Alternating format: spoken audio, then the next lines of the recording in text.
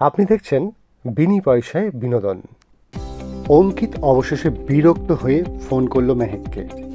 বাড়ির জামাইকে এভাবে তোমরা গোডাউনে রেখে দিয়েছো ধরে। মেহেক তখন অঙ্কিতকে বলে, একটু সবুর করো, আমি তোমায় কথা দিচ্ছি রাত্রিবেলা আমি তোমার কাছে যাব। অঙ্কিত খুশি হয়ে যায়। এদিকে কৃপান অগ্নিজিৎকে ধরে নিয়ে এসছে মেহেকের ঘরে, যে তাকে তার সাথে ঘরে ঢুকতে দিচ্ছে না এবং মেহেক কথাও বলছে না। মেহেক তাদেরকে দেখে নাটকের মাত্রা আরও বাড়িয়ে দেয় এবং সে বলতে থাকে, যতক্ষণ না তুমি আমাকে তোমার বাড়ি থেকে আলাদা করছো, আমাদের হাড়ই আলাদা করছো, ততক্ষণ আমি তোমার কাছে যাব না, কথা বলবো না। সেই শুনে কৃপান তার বাবা মাকে ফোন করে এবং বলে যে আমি আমার বউকে নিয়ে আলাদা থাকবো।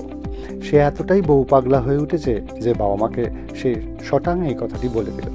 সেই শুনে কৃপানের মা কাঁদতে থাকে, ভাবতে থাকে এই আবার ছেলে কি কথা বলছে। এবং তখন অগ্নিজিৎকে ফোন করে কৃপানের বাবা মা বলে, আপনার মেয়ের জন্য আমাদের আজকে এই পরিস্থিতি, আপনি মেয়েকে সামাল দিন।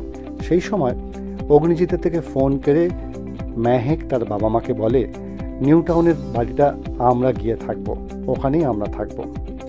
এইসব করার পর সেখান থেকে অগ্নিজিৎ এবং কৃপান দুজনে চলে যায় এবং রাত হলেই মেহেক গুটি গুটি পায়ে চলে যায় অঙ্কিতের কাছে। মেহেকের ঘরে এসে হাজির হয় অগ্নিজিৎ।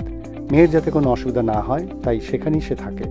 সেইখানে হঠাৎ ঢুকে পড়ে কৃপান এবং ঢুকে দেখে যে মেহেক তার খাটে শুয়ে আছে।